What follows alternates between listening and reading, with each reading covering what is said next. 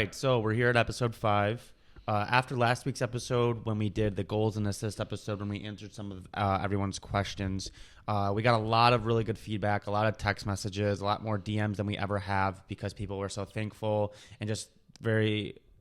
They could relate to it because people have quit hockey and moved on from things. Yeah, moved on from all different sorts of life and everything. So it was really nice to get some of that feedback. We really appreciate it. But as we were reflecting on that episode, we kind of thought about where we could go carry on with it to the next episode. So this episode, we kind of wanted to talk about being competitive and, touching on that topic. So we want to take a look at or kind of reflect on a few things about being competitive and focusing on compete levels. And the reason it transitions from last week's episode nicely, we feel, is because one of the main things that people deal with whenever it's involving moving on from a sport or your playing career being done or whatnot is you need to know where to take that energy, that competitive energy, and that competitiveness that you have, that you've trained yourself to have throughout your whole career, and try and figure out where to put it next. So when we were reflecting on the kind of different competitive ways or compete levels, we thought about competing with yourself, competing within your team, and then competing with your opponents. So first off, we'll touch on competing within ourselves. I think this kind of goes hand in hand with setting goals and trying to always be better within yourself. But Griff has a good career path for that, so you take over. Right. So when I'm a nurse now, so obviously in my job, I don't have an opponent. I don't have someone to compete against because everyone in healthcare all has the same goal for the patient to heal and to be better. So for someone like me, or if you're sitting here listening and you have a career where you don't have an opponent or like you're not in a competitive industry, when you grow up your whole life and you're playing a sport or just having that competitive nature, it's hard, like we said, it's hard. Where do we put that energy at? So one thing that I've really learned how to do is competing with myself. So what I mean by that is instead of having someone to verse or someone to go against, because I don't walk into work every day and I don't want to be better than the next nurse. I don't want to be the best nurse on the unit. Like, I don't want to be better than the other nurses. The best thing that I want to do is be best nurse that I can be. I want to be the best nurse that Griffin Sawyer can be. So when I'm in this kind of industry where we all have like the same goal of helping the patient, rather than winning a game, our win is to help the patient, obviously. But when the patient's healing and they're doing well, that's the goal, and that's what brings most satisfaction. That's the win of everything. Of course, that's the goal. But to be competitive with myself and holding myself to that high standard of being the best I can be, now I'm giving something to work for. I'm giving something to be competitive with myself for. Like, okay, I was efficient with my meds this time. Like, I got them all on time. Mm-hmm. Tomorrow, I want to get them done a little bit quicker. I want to get my charting done a little bit sooner in the night. I want to allow more time for communication with the patients. Like, I want to be better than I was the night before. So this can obviously apply to a lot of different industries, not just nursing, obviously. Mm-hmm. This is just mine.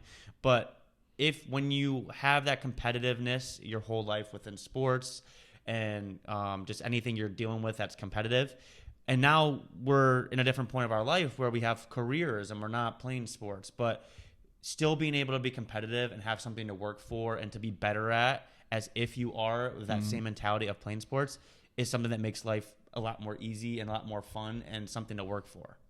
Yeah, and I think another thing as you're talking about your job, like school in itself, is you're competing with yourself in a lot of ways, because obviously we're trying to, some people have aspirations to be valedictorian or whatever it may be, but most people, they make a goal of maybe a GPA they want to get, or they want to get to, or a school a college they want to be able to graduate and be accepted into, and that ultimately is just competing with yourself 100%, because there's tons of other students that are in the same boat, obviously, but you're ultimately just trying to compete with yourself and set your own goals and improve as you go throughout school. Well, and also like step away from jobs and everything, but like one mentality that I just try and go with, I think, which can be helpful to most people, is having the mentality to be the best, whatever they can be. Like, I want to be the best nurse that I can be. I want to be the best brother that I can be. I want to be the best son, the best friend, anything. Like, being the best that I can be. Like, I don't compare. Like, it's hard not to compare yourself to others because we live in a world where sports and celebrities and all that stuff where you want to be the best compared to them. Mm-hmm. Whereas I've had to adapt the mentality of being the best that I can be. Mm-hmm. And that's where I've found peace and I've found something to work for and I've found satisfaction with along the way. It all goes hand in hand, being self-motivated and, kind of working towards your goals. So that's great. Like we said, competing against yourself. There's certain ways to go about that, simply making a goal chart like we've talked about, having clear expectations or clear mindset of what you want to achieve, and then honestly, like, talk crap to yourself. Like, it's good to be hard on yourself, and to a degree. Like, obviously at some point it's can be hurtful if you're just like holding yourself back. But like, there's games that I play where it's like, oh, I didn't do enough for this, I need to do more because the other version of myself maybe did more, and I lost to him today. So I want to make sure that I'm just competing with myself and getting better. So along with competing with yourself, the next topic or the next part of this that we wanted to look at was competing within your team. So this one is really applicable for us because as coaches, you're always trying to find a way to get your players to compete at the highest level possible day in and day out. And the best way to train your players for those big moments in games is every day, whether it's a workout, you're doing a practice of skills, you're doing a small area game, whatever it may be. It's so important to have those high intensity practices where you're kind of trying to mimic the competitiveness of a real game. So we were talking yesterday when we were, kind of preparing for this episode. We were taking a look back at all the teams that we played for, and then now that we've coached, and it's crazy how so many of those teams were so competitive, to the point where in small area games at the end of practice, it would often end with guys not even wanting to look at their teammates because they were so mad at each other because maybe we had two colors for that day, for that game, black and white jerseys, black won, white lost, and then after the practice, they were so upset with each other they didn't want to look at each other. So I'm sure we can think of all kinds of players and teams that's experienced with. But again, it's one of those things where, as a coach, we're always trying to do that. So do you feel, Griff, that competitiveness is just natural? Do you feel like we can improve that? Like, where do you think competitiveness lies with that? Or can your teammates make a difference on your competitiveness, I guess? I think 100% that being competitive is contagious. I think that people are either competitive or they're not, but they can change their habits into becoming competitive, because some of the teams that we've coached at the beginning of the year, some of the guys were extremely competitive and some of the guys maybe weren't as much. Mm-hmm. And then by the end of the year, I think it was just contagious and everyone was competitive and adapted that mindset. I think it's a lot on the people in charge, like the coaches, the captains, the leaders of the team, mm-hmm. to set that environment to be competitive. Because, like I said, if there's guys who aren't really super competitive and then you start to see that, it's the guys that are in charge that are going to carry that. Mm-hmm. So I think that competitive can be contagious. I think providing that environment is really huge. But it's fun when everyone's competitive. When you guys are at practice every day and you guys are battling and working hard and want to win, and they have something to play for and something to compete for, mm-hmm. It's just so fun. It makes the game more fun. And overall, I think that's how you get better, because if you're having a very competitive environment in practice, then you don't even have to turn it on for the game because you're just used to it. Whereas if you're just having a chill practice, I mean, we see some teams, some coaches just be more chill in practice, and then they expect their players just to turn it on for the games. 100%. So if you get that standard to always be set for the game, for practices, then for the games, you're just jumping back on the ice. The only thing different is you're versing a different team. Yep. And ultimately, the reason the competitiveness in practice can be so positive is because, like you said, you just get used to that mentality and those habits. But at the same time, the whole team has the same goal, which is usually to win the whole championship or whatever league you're in, or to win regionals or to win states or to win that tournament coming up, whatever it may be. Everyone on the team wants the team to succeed. So if that's the case, when the guy up against you is going harder in practice, that's going to push you to go harder. And then when you go harder, that's going to push the other guy to go even harder. And before you know it, you're both making each other better because you're all on the same team. And you don't look back at the season and say, hey, the red jerseys won 33 small area games and the blue jerseys won 20. You don't look at that. You look at it and you say, Trenton or Gabriel Richard or Detroit Red Wings, whoever won that many regular season and playoff games. That's what matters. It's not the small area games. It's the logo you're wearing in the season that actually matters. So I think you should tell the podcast about some of the experiences you had with your specific 04 team, about how they transitioned from the beginning of the year to the end of the year, and kind of what that line is of what's acceptable of showing your competitiveness. And then as a coach, should you let them be competitive and show it or not? I think that's something that could touch on. So this was something that like when I was playing, we were always raised in by our parents and by our coaches to obviously be emotional and to love it.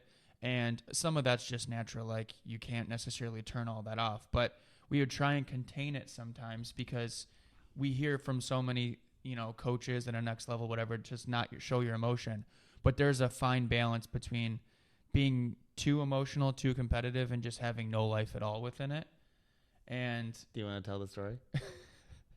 The quick story, and all the teams I've coached have pretty much heard this story, was that when I was in 8th grade, we had a game, and I was going through puberty and all these emotions and all this adrenaline and everything that's happening at that age. So I was extra emotional.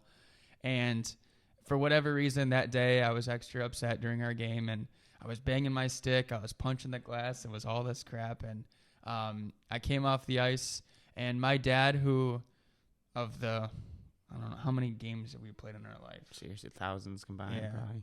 Of all the games I played in my life, my dad never once said I played a bad game. Like, never once. He only cared about how you acted, how if you treated the game with respect, if you respected your coaches, your teammates, the whole thing. So I came off the ice, and my dad was standing right outside the locker room. And again, I'm in 8th grade, so I already have that 8th grade attitude anyways. I come off the ice, and I'm just like, what? Like, what do you want? And he's like, do you know what he said? I want you to go listen to your coaches. I want you to come back out here, whatever it may be. So he'd go sit down. I'm like, all right, whatever. He's probably going to tell me, like, what Gatorade flavor do you want? You want orange or yellow today? So I go into the locker room. Coaches do their their post-game talk real quick. I came out. My dad said, you know what you did today? I was like, no. And he's like, you disrespected the game. You disrespected the coaches, your team, our family, everything. You disrespected yourself, the whole thing. He's like, you were an embarrassment by how emotional you were. He said, you were banging your stick. Everybody's watching. That's unacceptable. So long story short, we lived like 2 streets over from the rink. So it was probably like a 10-minute walk. It was about 10-20-minute walk. He told me to go back into the locker room, take my skates off, keep all the rest of my gear on, put my street clothes in my bag, and walk through the lobby in front of everyone with my gear on and walk home. He said he'd be waiting for me in the garage. Oof. So I did exactly that, walked home. And the point of the story had nothing to do with how I played, as far as like, I don't know if we won or lost, if I scored, if I didn't score. It was nothing to do with that. It was simply the fact that I was banging my stick on the glass, banging my stick on the ice. Just my competitiveness and being emotional got the best out of me. And I needed to learn how to control some of that, because to come back to what the original question was from you, Griff, is as a coach, we want our players to be competitive. We want them to have emotion. We want them to be into it. We want them to be invested, the whole thing. But there's a certain line when it's too much. And part of what practice can do over time is you can learn how to control some of that and to play the proper way, play within your emotion, and handle it the correct way. So that was a tough lesson for me as an 8th grader. But, ultimately it was, to this day, I remember it clearly. And I use it as an example for all my players. So I guess it was pretty powerful. So one thing that successful. Andrew talked about before was, and correct me, it's easier to get a player to stop being as competitive rather than trying to get someone to be competitive. Mm-hmm. Like it's easier to get someone to take it down a notch just to get it back under control rather than it is to get someone who's not competitive to be competitive. Yeah, because there's certain players you're looking at and you're like, dude, do you even care? Like, what are you thinking about right now? Is it only Fortnite? Are you thinking about whatever else? And everybody has good days and bad days when you're going through stuff outside of the rink. And I'm obviously aware of that and I respect that. But I love a guy that's just hungry every day and is just like on edge because he just wants it so bad. So to quickly touch on the 04s, they were always a good example because, we would practice Monday nights normally, and Mondays were like our long day. We'd have Monday, Wednesday, Saturday. Normally Saturdays were games. Wednesdays were, kind of system-based things, and Mondays were a lot of like individual stuff and like battle drills. And our practices were normally at 9 o'clock on Mondays. So we'd get done at 10 or 10:30, and these were eighth graders, ninth graders, that age again. And we would often end practice with small area games, and there'd be players. We'd do our breakdown at center ice, just like our quick team breakdown, and then just like there'd be chirps, there'd be some stick banging, some wax, some the hits, whole thing, extra shoves, going back into the locker room, and then there'd be some quick undressing and getting in your street clothes and getting out of the rink as fast as possible because they were so mad they couldn't even look at each other. And it's again, like I'm talking about with the story with my dad, if you're going beyond it where you're punching your teammate or you're yelling at them about personal things too far, that's obviously a line that we wouldn't let happen. And if that line was crossed, we would take care of it. But if it's just typical, like you're just upset with yourself, going back to competing with yourself, competing with your team in practice, and we could tell that it was ultimately for the benefit of the team, that helped those guys get to the point where, like, when we got to the real games and we got to playoffs, like, they were on. They were ready at all times. It helped the team and it helped the players individually 100% throughout the entire season. 100%. So that's the kind of the basics that we had in mind for talking or for competing within your team. So if you're a player, if you're a leader on the team, even if you're just kind of a role guy or you're a younger guy, whatever it may be, see what you can to compete against yourself and then to raise the intensity level for your teammates as well. And if you're a leader, if you're a coach, if you're someone who's more in charge of that, whether that's like as a coach who's designing the practice, or if you're a player who's just trying to follow through and help the rest of your team, raise your energy level, raise your intensity level, and it's going to make the rest of your team better. 100%. There you go. So third part we wanted to touch on was competing with an opponent. So this one, when we were thinking about it, competing against yourself, that's more internally. Competing against your team, that's within a team setting, that's internally within a team. And then there's the other aspect, which is competing against the opponent, which a lot of times is someone you don't like. Maybe they don't like you. Maybe they talked crap to you. Maybe they were chirping you or downplaying what you could do. And maybe you're just trying to prove that team wrong. Or maybe it's someone out in the crowd that's just hating on you for whatever reason, and you're trying to prove them wrong. So, this one's a little different because the team part, you're trying to help your team, where with an opponent, you're not necessarily helping them. You're trying to destroy them. And this comes back to, where is competitiveness natural, or is this something you've been practicing on? So, a couple of stories that I think of right away is, when we were in high school, my junior year, Griff's freshman year, when he was still playing travel, I was in the varsity team. We lost in the playoffs to Livonia Stevenson. Livonia Stevenson went on to win states, and we watched their highlight video, Stevenson's highlight video, almost daily that season, just to remind ourselves and to remind our team they took it away from us. Like, we were done. We didn't accomplish our goal of winning states because of them. So I would say the time that I was most competitive, one of my favorite stories to tell, is when I was playing on Metro in junior hockey my second year. Our biggest rival in the league, it was obvious the two best teams in our league every year were the North Iowa Bulls and our team, the Metro Jets. So they came to us in October, earlier in the year, and they beat us pretty bad both times. I think it was like 5-2 and I think 6-3. I don't think they were close at all. It was bad. So at the end of the second game, I was on the bench, and I saw their coach after the game, and he kind of just flicked his gum on the ice, just kind of like disrespecting. Like he's like, this place is like, forget this place, and took his gum and literally flicked it. And I saw it, so I hopped the boards and went over and jumped and picked up the gum, and I found it. It was like a little green piece of gum. I picked it up, and I took it to my stall, and you can ask any of my teammates who were there. I might even have a picture of it, and I put it in my stall, like right where my helmet and gloves go. And every day I looked at that because I knew we were going to go back to Iowa later in the year. So I put the gum there as motivation every day because I wanted to beat this opponent. I was like, I wanted to give it back to him. So sometimes winning on the ice is enough, but this one hurt a little bit because of just being disrespectful. And we were petty. We were, competitive people. There's a lot of history between the two teams. A lot of history. They beat them in the national championship a couple years before I got there. Just a bit awesome rivalry. So I'm like, this one left the ice a little bit. So when we're driving there, we stopped at a gas station on the team bus when we were going down to Iowa. This was later in the year, probably like February. And I went inside the gas station and bought a pack of gum. And when we got to the hotel, this was before we even played them the first time in these, because you play each team twice. So this is right when we got there. We got to the hotel. I went around and I texted everyone in our group chat. I said, send me your room numbers. I need to come talk to you guys. So I went to everyone's room, gave every single person on our team a piece of gum. This is like 26 guys gum. I had them all chew it up and spit it into this plastic bag. After that, I had a bag of 26 people's gum. We hadn't played the game yet. This wasn't going to work if we didn't win. But I was so confident in our team, and we were so competitive, I was not letting us lose. So we get to the game the first night. We beat them 3-0 in their own barn. And at the time, I don't know if North Iowa has ever been swept in their own barn. They've lost 2 games in a row in their barn of the same team. So then the next night, it's a battle, very competitive, everything you want out of a game.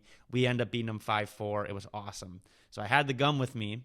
So after the game, I get dressed and everything. So I walk over to their locker room door. I knock on the door, and I wrote a little note that said, hey, you forgot your gum at our place, and gave them the plastic bag of our gum. And it was just fueled by the right intentions because we wanted to beat them. But, that competitive nature came out of me where I had to go get a gum.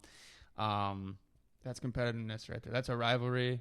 That's energy. That's we're not necessarily going to encourage every player to do that. Yeah. But the symbol behind it is exactly it, and that's a perfect example of what the competitiveness does. Because, like, as a player, as a coach, you want to be around guys that are fueled by by losing or failing or whatever, however you define that, and not succeeding the right way. And for you guys, that one was a little different because you had lost the national championship the year before.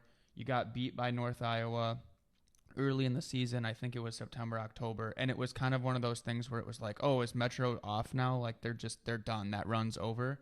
And you used the gum as a metaphor of like, we need to show everyone that they're wrong and that we're still here.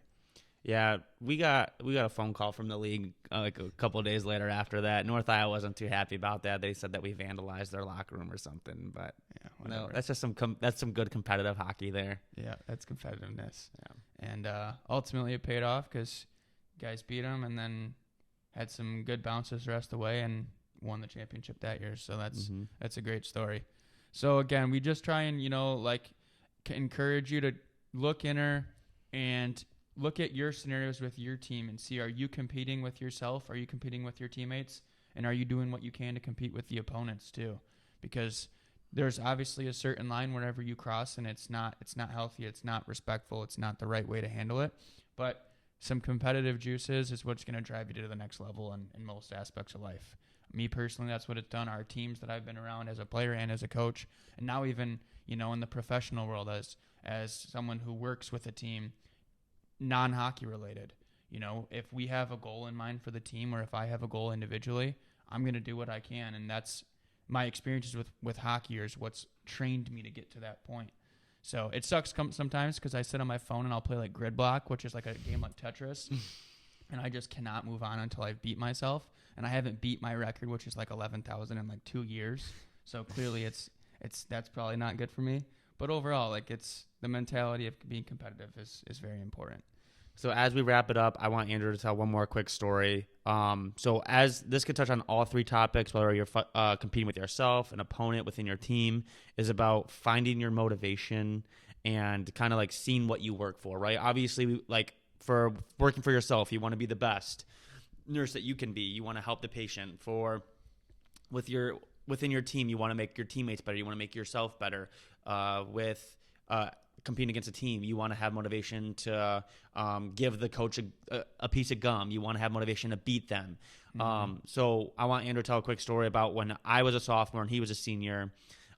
We started our season. This was the special season we always talk about. We started the year 3-3. We had all these big expectations of being awesome. When we started the year 3-3, things weren't looking great. And Andrew called a team meeting, and he brought us all together. And just I kind of want you to talk about what that speech was about and how we can apply it to being competitive. So that speech was, or that team meeting was just simply about finding your motivation and finding what was going to drive each of us to be successful individually and most importantly as a team. So that team was loaded. Like, we had tons of talent.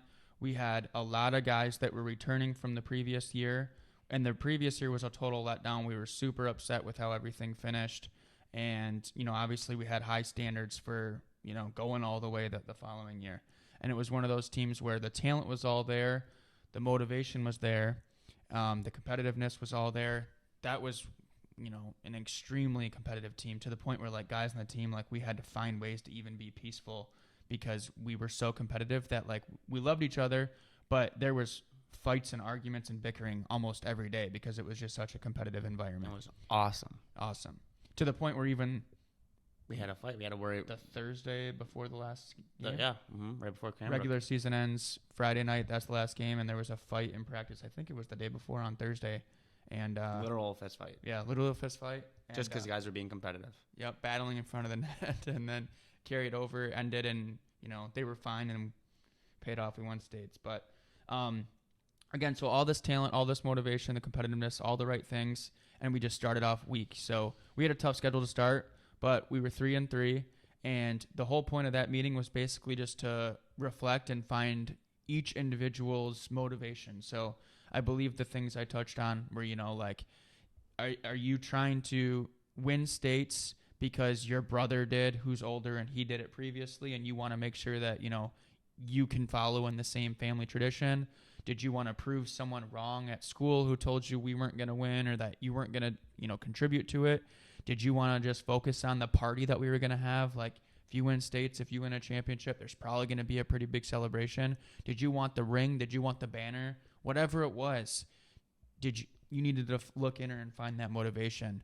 And, each person's motivation is a little different, but as long as the motivation comes down to helping the team win, then you're all on the same page, and that's what matters. So that was a crucial part in the season for us, because we could have been 3-3, started, turning on each other and trying to put ourselves first, and it was the opposite. We came together even more. We got on the same page, and then we finished the rest of the season, 23-1-1? Mm-hmm. 23-1-1. We finished after that and topped off with a state championship. So that was a great example, because there was a lot of competitiveness on that team. Like I said, there was borderline, like, fights all the time. And it just came down to, competing within our team, competing with ourselves, and knowing that if we're pushing each other, it's going to pay off for us down the long run. And thankfully, that's what happened for us. There we go.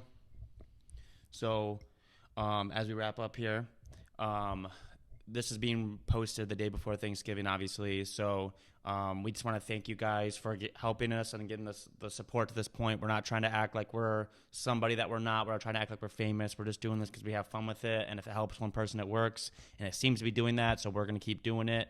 Mm-hmm. So we thank you guys for that. As this week goes, and always, don't be afraid to tell someone you love them. Go out there and thank someone, whether it's a family member, a coworker, a friend, anyone. Just don't be afraid to say thank you. Not even around the holidays, just around this, just in general. Mm-hmm. But we want to thank you guys.